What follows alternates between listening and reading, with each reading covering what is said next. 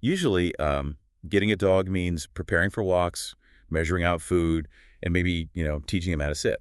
Right, you have a very fixed image of what having a pet looks like. Exactly.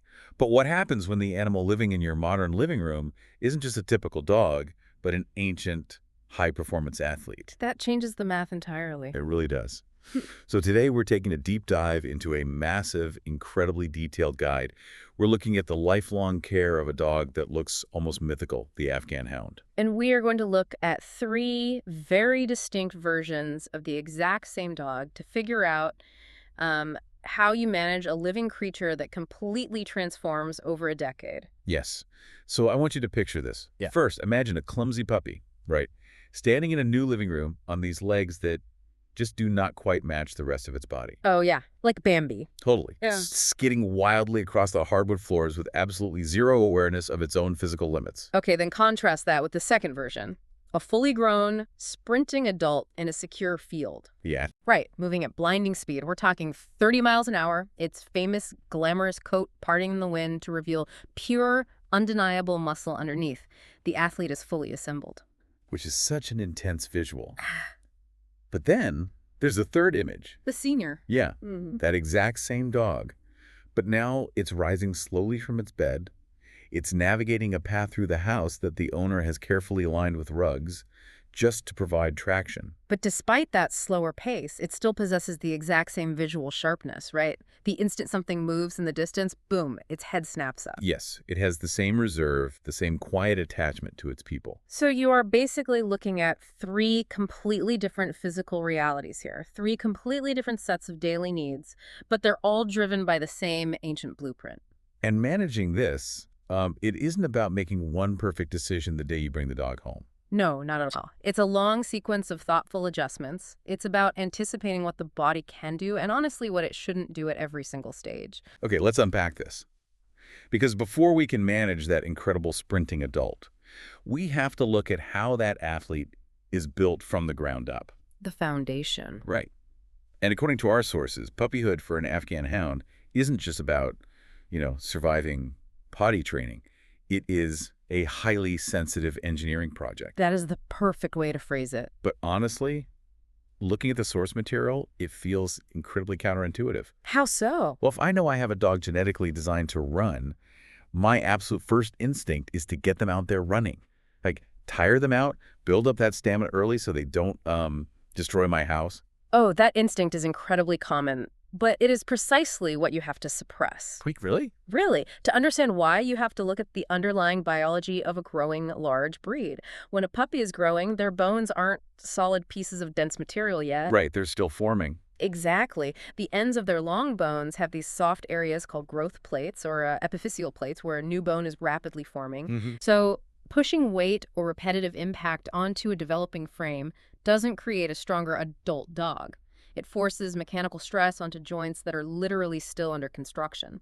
Oh, wow. So it's like building a high-performance sports car, but forcing it onto the racetrack to hit 100 miles an hour while the mechanics are still actively bolting the chassis together.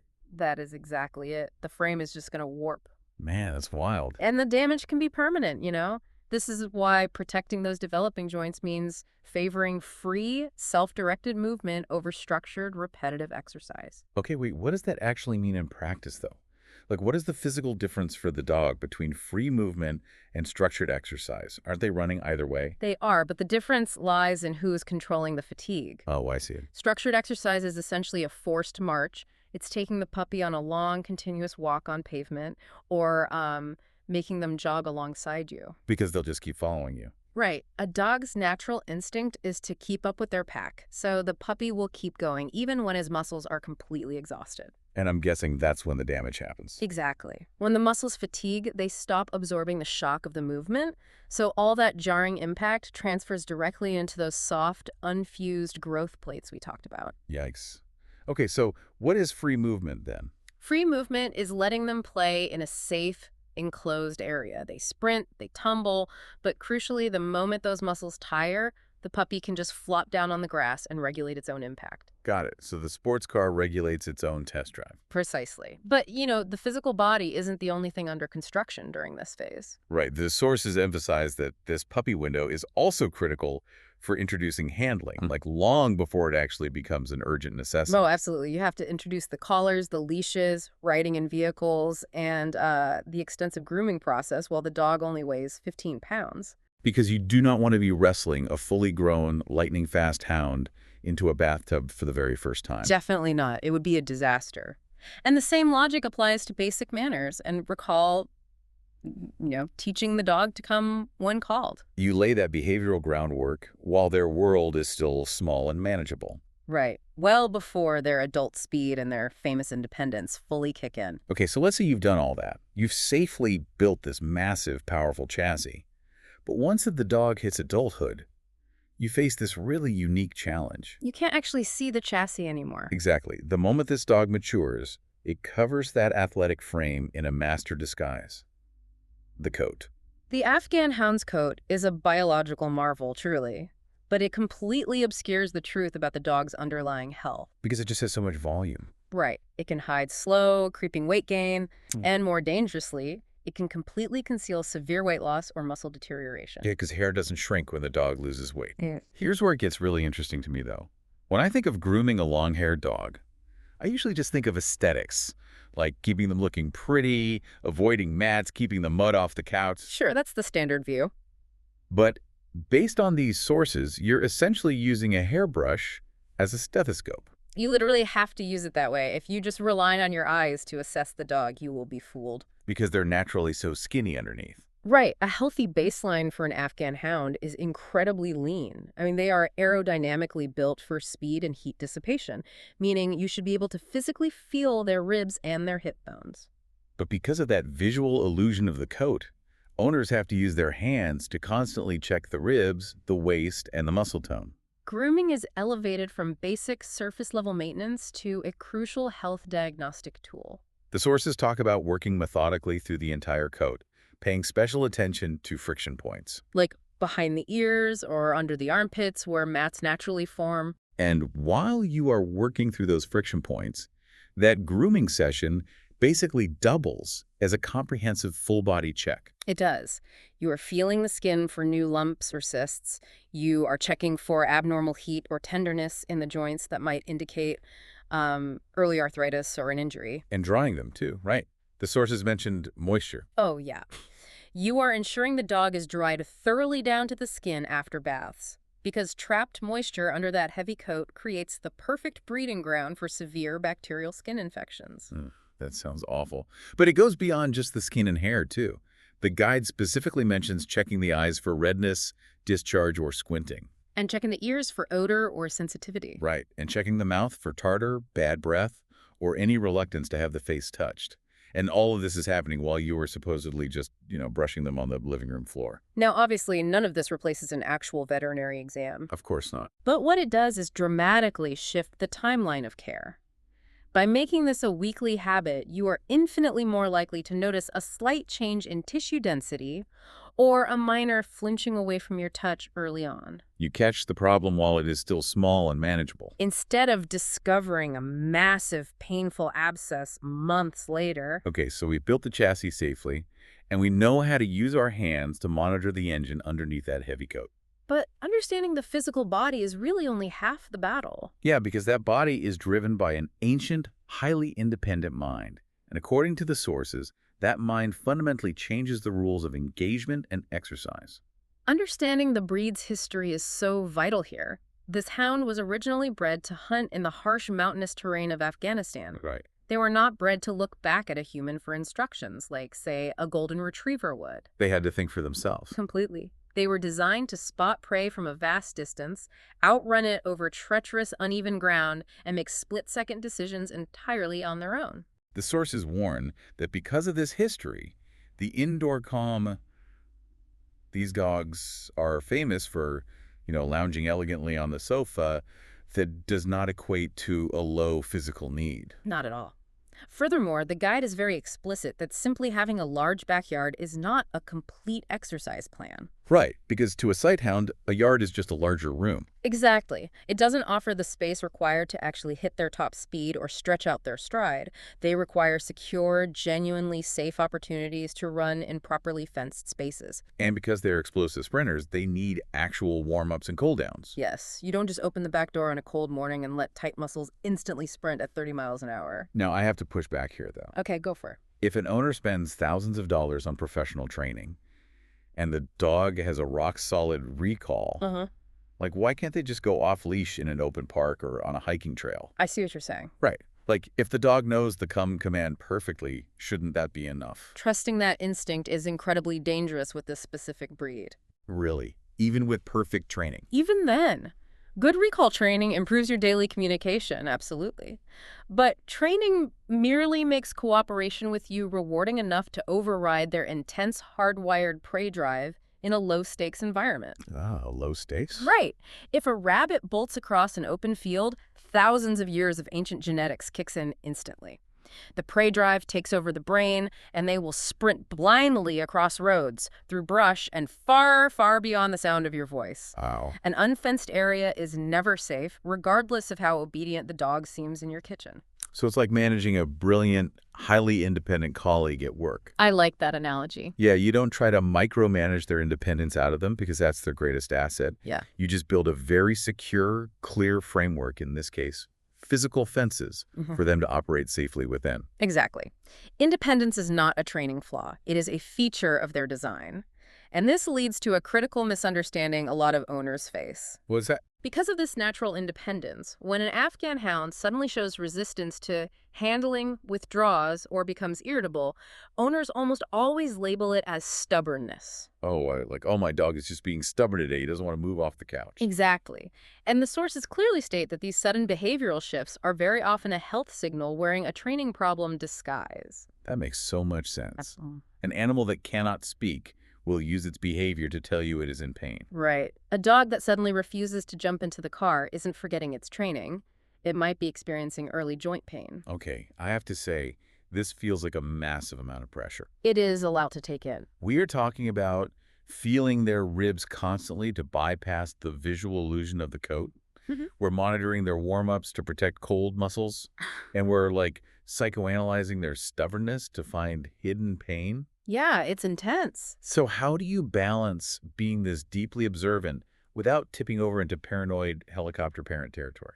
Well, transitioning into the adult years means actively managing and tracking the dog's baseline.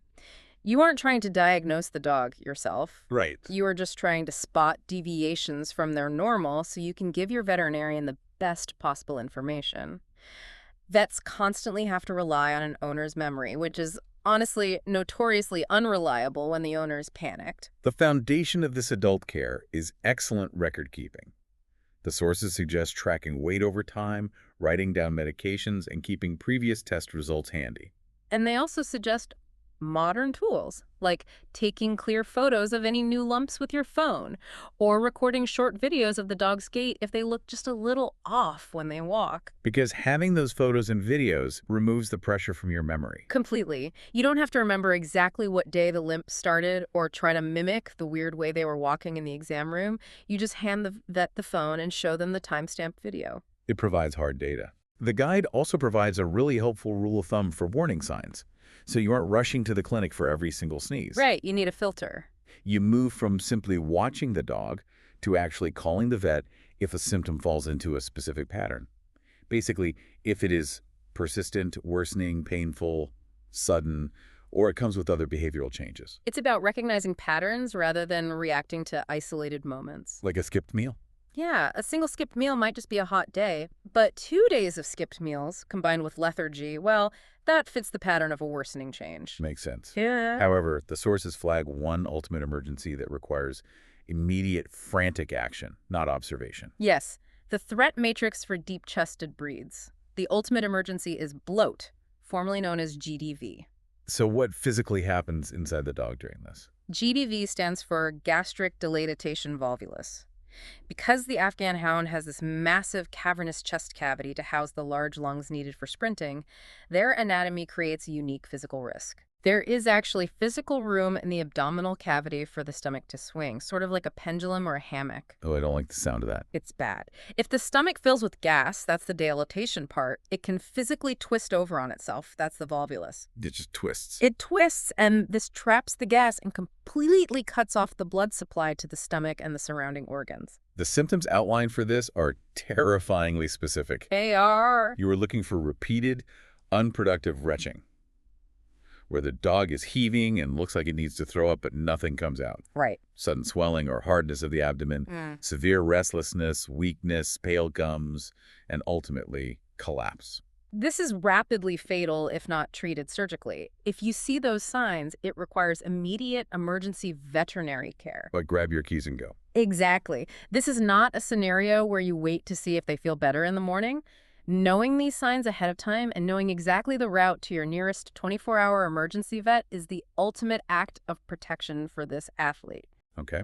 But if you successfully navigate the risks of these adult years, if you keep that athlete safe from injuries and anatomical emergencies, you eventually arrive at the final stage of the life cycle. The twilight years. The twilight years. And here, the entire paradigm of care shifts one last time. The focus moves entirely away from building and maintaining a high-performance athlete. Instead, you are thoughtfully adapting the world to accommodate a fading one. Because you cannot artificially stop the dog from slowing down. No, you can't fight time. The guide points out that senior status isn't triggered by a single birthday. Like, a dog doesn't wake up at age 10 and suddenly become a senior. Right. It's a slow, gradual pattern of physical decline. The goal is to notice the slowing down and adapt the environment so the dog can still participate comfortably in its own life. And the adaptations are highly specific. We mentioned laying down rugs on slippery hardwood floors in the intro. That's a huge one.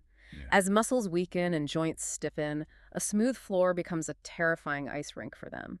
The rugs provide essential traction. And it also means opting for shorter, more frequent walks to keep the mind engaged without exhausting the body. Providing highly supportive orthopedic bedding to cushion aging bones. Even the grooming process has to change, right? Absolutely. Utilizing gentle handling, perhaps teaching the dog to lie down on their side during the brushing process, because standing perfectly still for an hour becomes incredibly painful. And we have to remember the illusion of the coat here. Yes, it continues to be a master of disguise in old age. Getting your hands deep into the fur to check for age-related muscle loss along the spine and hips remains just as vital at age 12 as it was at age 3. This stage really culminates in honest, ongoing conversations with a veterinarian about comfort, pain management, and quality of life. It's about tracking the good days versus the bad days, not as a solitary emotional burden, but as a partnership. There is something incredibly moving about this entire reversal.